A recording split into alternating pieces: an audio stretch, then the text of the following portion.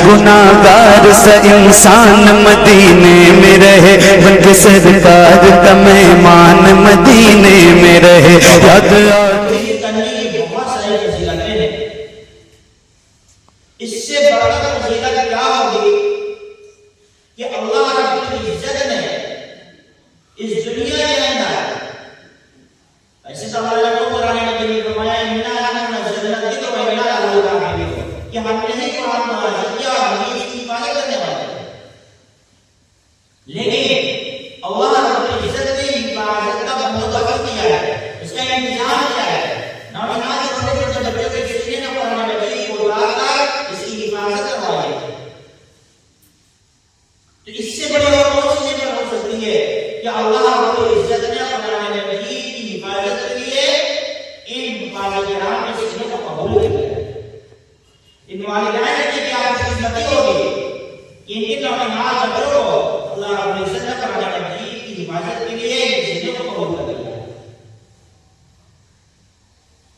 اسی طریقے پر حدیث مبارکہ میں آیا ہے کہ حفاظت کرام جنہوں نے حفظ مکمل کر لیا، قرآن مجید کو یاد کر لیا اور قرآن مجید پر عمل کر رہے ہیں، اس کے بتائے طریقے کے مطابق زندگی گزار رہے ہیں، اللہ رب العزت نے یہ فضیلت رکھی ان کے لیے کہ اللہ کے رسول صلی اللہ علیہ وسلم نے ارشاد فرمایا کہ ایسے 10 آدمیوں کو جہنم سے آزاد کریں گے جن کا جہنم میں جانا لازم ہو چکا ہے۔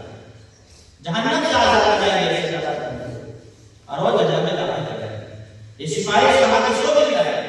ان حفاظت کرام کو ملتا ہے۔ ان کے والدین اس طرح سے تاج بنایا جائے گا، اس کی مثال میں گلے کی صورت کو کمرے کے اندر رکھ کر دیا جائے، اس کی روشنی اتنی تیز ہوتی ہے، لیکن ان کے سر کے اوپر جو تاج بنایا جائے گا اس کی روشنی اتنی تیز ہوگی کہ یہ صورت کی روشنی کی ماں ہوتی پڑے گی۔ یہ فضیلت اللہ رب العزت نے حفاظت کرام کی وجہ سے ان کے والدین ہے۔ میرے عزیزو، جو قرآن مجید کی فضیلت، قرآن مجید کو حفظ کرنے کی سعادت، قرآن مجید کو یاد کرنے کی نعمت معمولی نعمت نہیں ہے، بہت بڑی نعمت ہے۔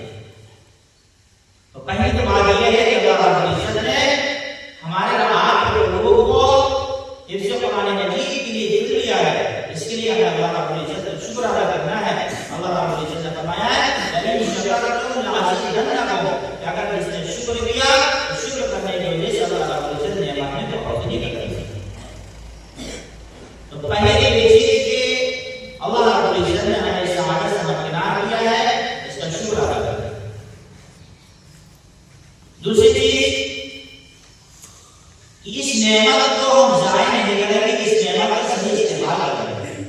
اس نعمت کا صحیح استعمال پہلے نمبر پر تو قرآن مجید کی جس طریقے پر ہم نے تلاوت کی ہے اور ہم نے قرآن مکمل کیا ہے، اسی طریقے پر قرآن مجید کی تلاوت کو باقی رکھیں۔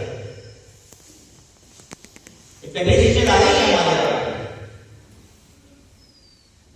کہ قرآن مجید کو اسی طریقے پر پڑھنا ہے جس طریقے پر ہم نے آپ کو پڑھا ہے، اسی طریقے پر یاد کرنا ہے جس طریقے پر ہم نے یاد کیا ہے۔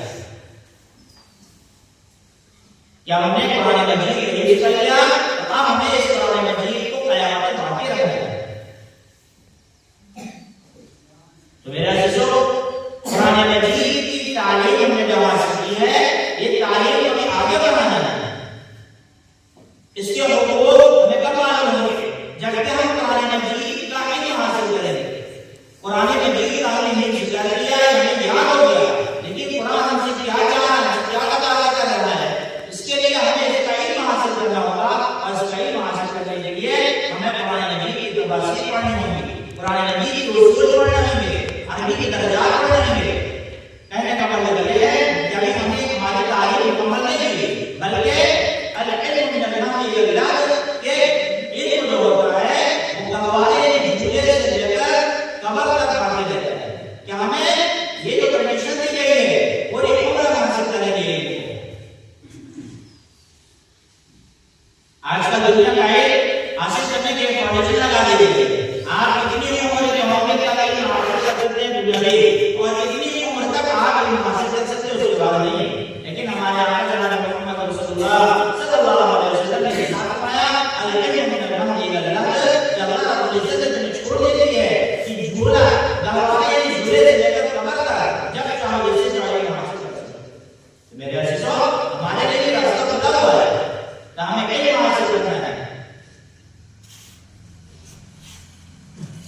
دوسری بات کہ ہمیں قرآن مجید کی نعمت ملی ہے، اس نعمت کا ہم شکریہ ادا کریں گے۔ اس نعمت کا شکریہ یہی ہے کہ اس کا صحیح استعمال کرنا، اس کو پڑھتے رہنا، اس کو صحیح سے سنانا، اسے یاد رکھنا، بھول نہ جانا، ورنہ جہاں اس کی فضیلت ہے وہاں اس کے بھولنے کے فائدے بھی ہیں کہ اگر ہم قرآن مجید یاد کر کے بھول گئے تو قیامت میں اللہ رب العزت کے سامنے ہم توڑ کے بیماری کی طرح جو ہے اس طرح باتیں سے بدل گئی۔ جس طریقے پر یاد کرنے کی فضیلت، جس طریقے پر قرآن مجید کو حفظ کرنے کی سعادت ملتی ہے، اس میں خوش قسمتی ہے، ثواب میں نیکیاں ہیں، اسی طریقے پر اس کو ضائع کرنے سے، اس کو بھول جانے سے اس کو وعیدے میں نازل ہوتی ہے۔ تو دوسری چیز کہ ہمیں قرآن مجید کو باقی رکھنا ہے، قرآن مجید کے علم کو باقی رکھنا ہے۔